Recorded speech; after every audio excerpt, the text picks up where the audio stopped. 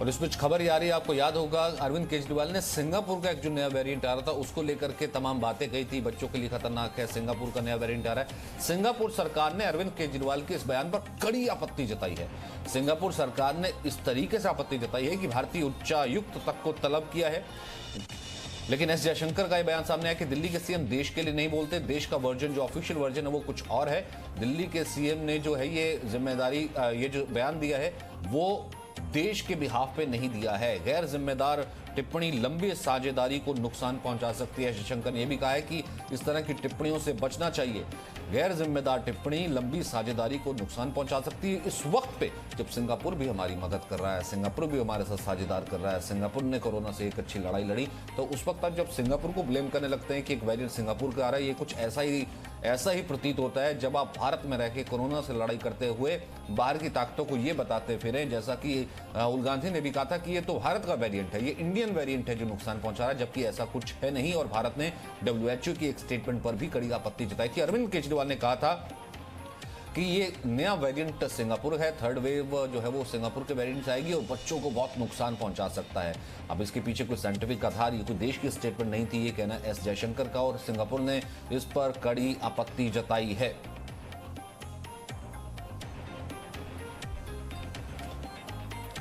तो इस वक्त हम एस जयशंकर का आपको ट्वीट दिखाते हैं, जिस तरीके से उन्होंने कहा कि ये देश का बयान नहीं है।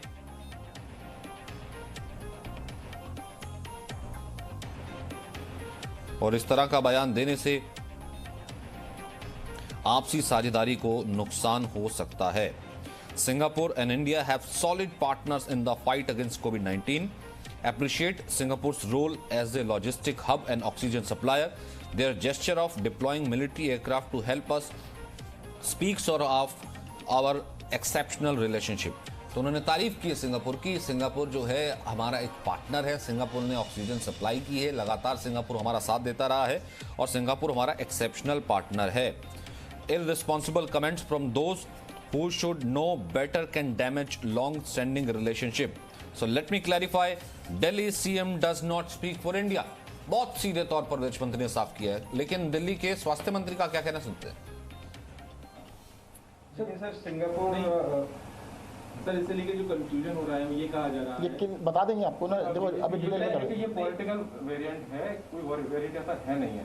नहीं वेरिएंट तो देखो आपको सारे वेरिएंट्स की मैं लिस्ट बना के दे दूंगा, कितने सारे वेरिएंट्स जो कि बताए गए हैं। देखो वेरिएंट जितने भी होते हैं उनको पहले जीनोम सीक्वेंसिंग होती है, उसके बाद पता लगता है, और वेरिएंट नहीं है ये कहना तो बहुत गलत है। सर विदेश मंत्री एस जयशंकर कह रहे हैं कि इस तरह के बयानों से जो हमारे बहुत पुराने संबंध हैं दूसरे अन्य देशों के साथ में वो डैमेज होते हैं और इस तरह के बयान नहीं देने चाहिए। नहीं देखिएगा, जब लंदन से फ़्लाइट्स आ रही थी हमने सरकार से कितनी रिक्वेस्ट की थी कि भाई लंदन से आने वाली फ़्लाइट्स को रोक लिया जाए। जब सबसे पहले आप 1 साल पहले की बात कीजिएगा, हमने कहा था यूरोप से आने वाली पूरे देश की फ़्लाइट रोक दीजिएगा, तो तब भी हमारे खिलाफ कहा गया था भी आप क्यों ऐसी डिमांड कर रहे हैं। तो मुझे नहीं लगता कि अगर दिल्ली को या देश को हमें बचाने के लिए कुछ भी करना चाहिए तो करना चाहिए बिल्कुल। लेकिन सर ये कहा जा रहा है कि अभी ये इस तरह का कोई वेरिएंट है नहीं, यानी कि मैंने आपको बताया कोई वेरिएंट नहीं। कोरोना के बहुत सारे वेरिएंट्स हैं और आपका ये कहना है कि सिंगापुर में कोई वेरिएंट नहीं है, तो सिंगापुर में तो इसका केस भी नहीं होना चाहिए, केस तो है नहीं। लेकिन ये तर्क जो है यहाँ पर कहा गया स्वास्थ्य मंत्री का कि देखिए इस तरीके का कोई जो स्ट्रेन है हमने दिल्ली को बचाना है, लेकिन जब ये कहा गया कि इस तरीके का स्ट्रेन है ही नहीं है तो आपने रिएक्ट क्यों किया? ये तो गैर जिम्मेदाराना हुआ ना। अब ये देखिए कल अरविंद केजरीवाल ने ट्वीट क्या किया था, उन्होंने क्या कहा था, उन्होंने इसे सिंगापुर वेरिएंट को जिम्मेदार ठहरा दिया था कि ये बच्चों के लिए बहुत ज्यादा खतरनाक हो सकता है और बाकायदा इसे गैर जिम्मेदाराना बयान बताया है और नाम लेकर के कहा है खुद एस जयशंकर ने ट्वीट करके कि ये बयान देश का नहीं है। ब्रह्म प्रकाश दुबे हमारे साथ मौजूद है। ब्रह्म प्रकाश, इस वक्त जब इस कोरोना की लड़ाई में सिंगापुर हमारा पार्टनर है, हमारा साथ दे रहा है, हम क्या कर रहे हैं? अपने पांव पर कुल्हाड़ी मारने वाला बयान। भैया आपके पीछे क्या लॉजिक था? सिंगापुर कह रहा है ऐसा कोई स्ट्रेन ही नहीं है, वर्ल्ड कह रहा है कोई स्ट्रेन नहीं है और वैज्ञानिकों को कमेंट करने देना, तो आपको पॉलिटिकली क्या कमेंट करना है? बिल्कुल सचिन, देखिए ये बहुत बड़ी बात है जिस तरह से अरविंद केजरीवाल ने कही है और उसका कहीं ना कहीं देश को नुकसान उठाना पड़ रहा है। आप देखिए किसी भी देश में जो वेरिएंट पाया जाता है उसका एक वैज्ञानिक नाम रखते हैं।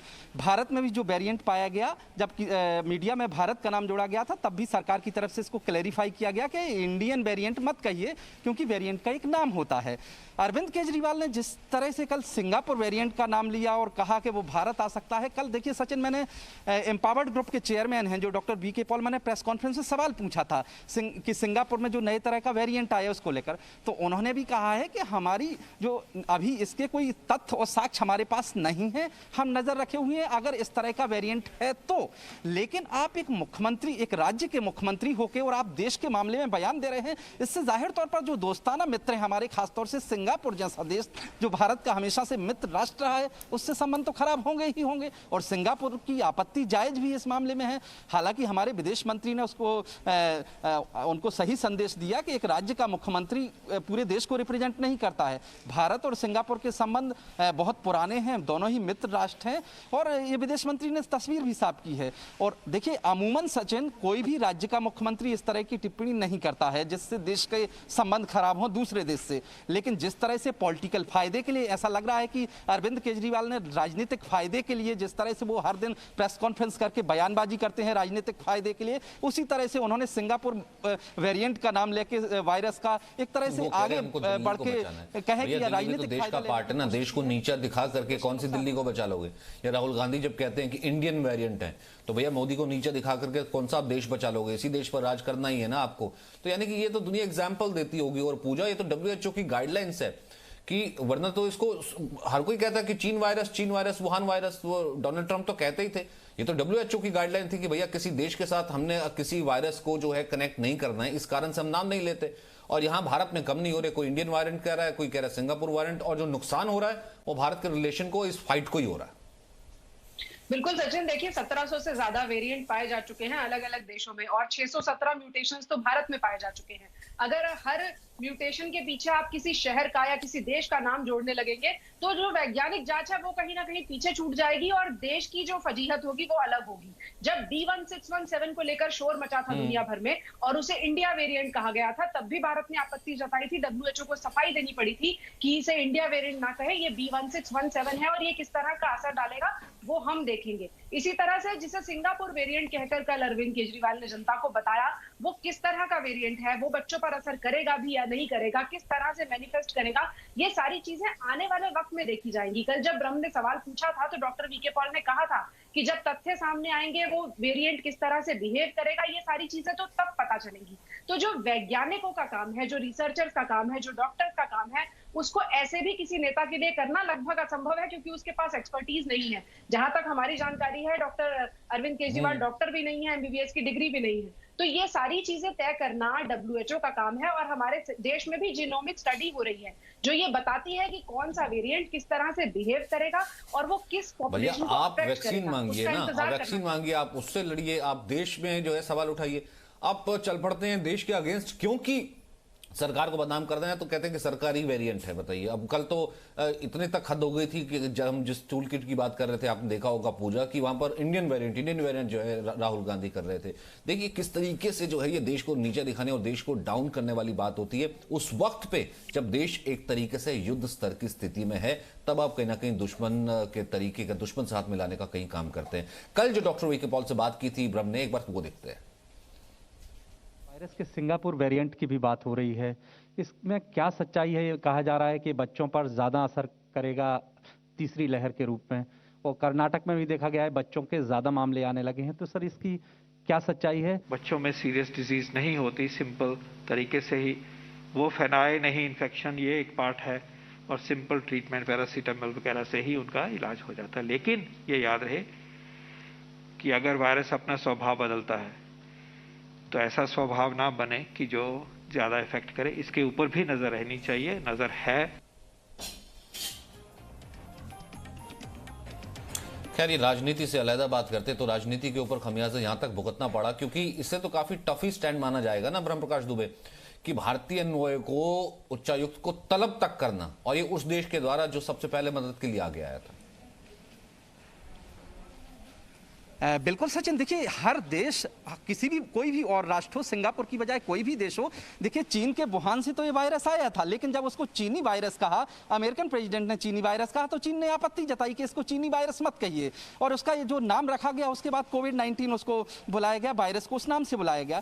तो कोई भी देश हो, अगर आप उस देश का नाम उसके वायरस से जोड़ेंगे, उसके नए वेरिएंट से जोड़ेंगे, उसको आपत्ति होगी। सिंगापुर का नाम लिया आपके राज्य के एक मुख्यमंत्री ने और मीडिया में वो आया, जाहिर तौर पर सिंगापुर को उस पर आपत्ति है। और सिंगापुर जैसा देश जो आपको सेकेंड वेव में जब ऑक्सीजन की किल्लत थी, देश को ऑक्सीजन के तमाम इक्विपमेंट्स भेजे, ऑक्सीजन के प्लांट भेजे हैं, और सिंगापुर से हमेशा मित्रता वाले संबंध रहे हैं। और इस तरह से भारत की तरफ से अगर जाए, भारतीय मीडिया में ये आए अरविंद केजरीवाल के बयान के बाद, जिस तरह से सिंगापुर वेरिएंट की बार बार चर्चा हो रही है मीडिया में, तो कहीं ना कहीं सिंगापुर जैसे देश को स्वाभाविक रूप से इस पर आपत्ति होगी, और उन्होंने इस पर कड़ी आपत्ति भी जताई है। हालांकि हमारी तरफ से देखिए, भारतीय विदेश मंत्री ने, विदेश मंत्रालय के प्रवक्ता ने पूरी तस्वीर साफ कर दी है कि एक राज्य का, किसी राज्य का मुख्यमंत्री पूरे देश को रिप्रेजेंट नहीं करता है, उसका बयान भारत का बयान नहीं माना जाना चाहिए। तो ये सिंगापुर को भी इस लहजे में लेना चाहिए कि लोकल पॉलिटिक्स में, स्थानीय पॉलिटिक्स में हो सकता है किसी राज्य के मुख्यमंत्री ने जिक्र कर दिया हो, लेकिन ये भारत का बयान कभी नहीं हो सकता है। इसीलिए आधिकारिक रूप से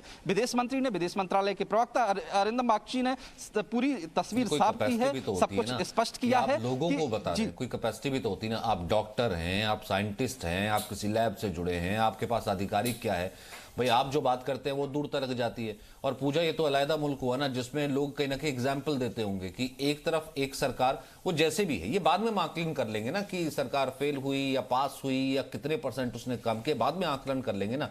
जहां पर उससे पहले उसकी टांग खींचने के लिए बहुत से लोग खड़े हैं उस वक्त पे, जब हम इस तरीके की लड़ाई लड़ रहे हैं।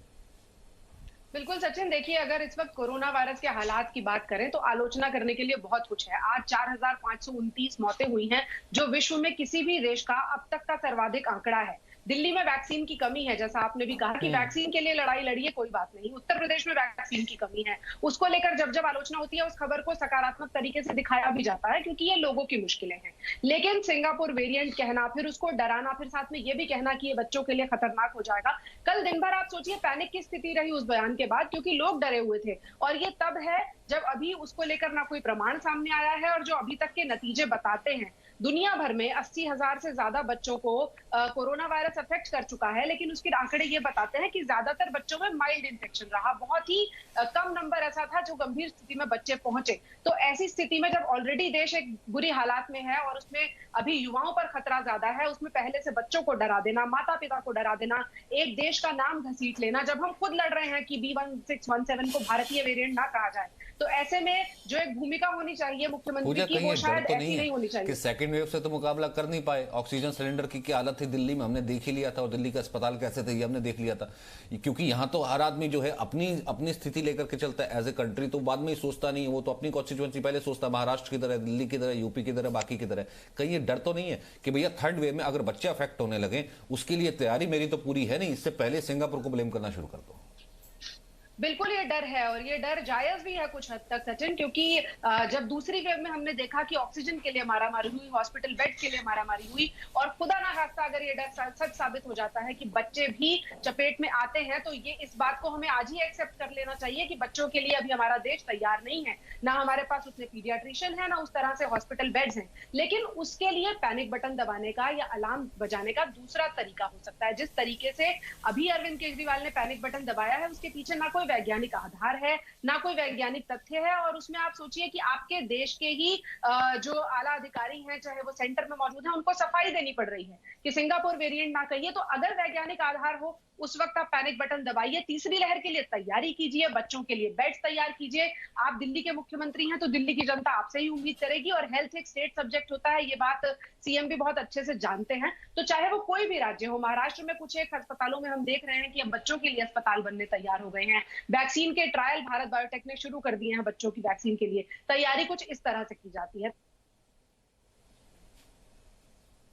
जाहिर सी बात है, तैयारी कुछ इस तरह से की जाती है। और जिस तरीके से अब इस नए वेरिएंट की बात हो रही है, ये जो भी है या जिसे थर्ड वेव से रिलेट किया जा रहा है, ब्रह्म प्रकाश दुबे, ये जिसका जिक्र किया पूजा ने कि कोवैक्सीन बच्चों के लिए, क्योंकि अभी मैं कुछ देर पहले ही एक शो कर रहा था जिसमें तमाम डॉक्टर्स का कहना था कि हम उसको इस तरीके से भी तैयार कर सकते हैं। एक तो मेडिकल फैसिलिटीज है, दूसरा ये है कि हम उससे पहले बच्चों को वैक्सीनेट करना शुरू कर दें। उस पर क्या तैयारी की जा रही, क्योंकि कोवैक्सीन को लेकर के ट्रायल को मंजूरी तो दी गई है, उसके बारे में क्या अपडेट है? पहले आप फिर पूजा।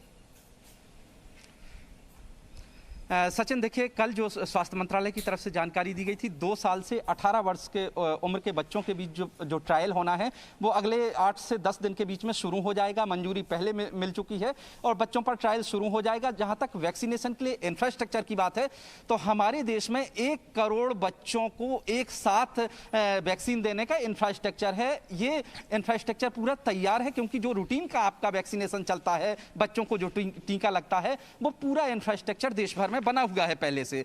तो इंफ्रास्ट्रक्चर में कहीं कोई कमी नहीं है। जैसे ही ट्रायल होगा, बच्चों को वैक्सीन लगाने के लिए हरी झंडी मिलेगी, देश में बच्चों का भी वैक्सीनेशन शुरू हो जाएगा। यानी देश के वैज्ञानिक, देश के एक्सपर्ट्स उस तीसरी लहर के लिए और खासतौर से बच्चों के लिए जो चुनौती आ रही है उससे निपटने के लिए पूरी तरह से तैयार हैं। कल जैसा मैंने आपसे जिक्र किया था सचिन, कि कल हमने जब स्वास्थ्य मंत्रालय की प्रेस कॉन्फ्रेंस में सवाल किया था तो डॉक्टर बी के पॉल ने यही कहा कि हमें देखिए ध्यान रखना है कि बच्चों को अगर इन्फेक्शन होता है, बच्चों पर वायरस जाता है तो वो ज्यादा संक्रमण दूसरों को फैला सकते हैं, लेकिन बच्चे खुद उनको सीरियस बहुत कम होते हैं, गंभीर बीमारी उनको कम होती है क्योंकि उनकी इम्यूनिटी अच्छी होती है। तो बच्चों को इन्फेक्शन ज्यादा गंभीर नहीं होता है, ये अभी तक एक्सपर्ट का मानना है। लेकिन नए तरह के वेरिएंट की जो बात की जा रही है, अगर उस तरह का वेरिएंट आता भी है तो उसके लिए भी हमारे एक्सपर्ट्स पूरी नजर रखे हुए हैं। कल भी स्वास्थ्य मंत्रालय की तरफ से कहा गया है कि लगातार जो रिपोर्ट आ रही है दुनिया भर से, नए नए म्यूटेंट को लेकर, वेरिएंट को लेकर, वायरस को लेकर, उस सब पर वैज्ञानिक नजर बनाए हुए हैं, तथ्यों पर नजर बनाए हुए हैं और जैसे भी अध्ययन के बाद आएगा उस लिहाज से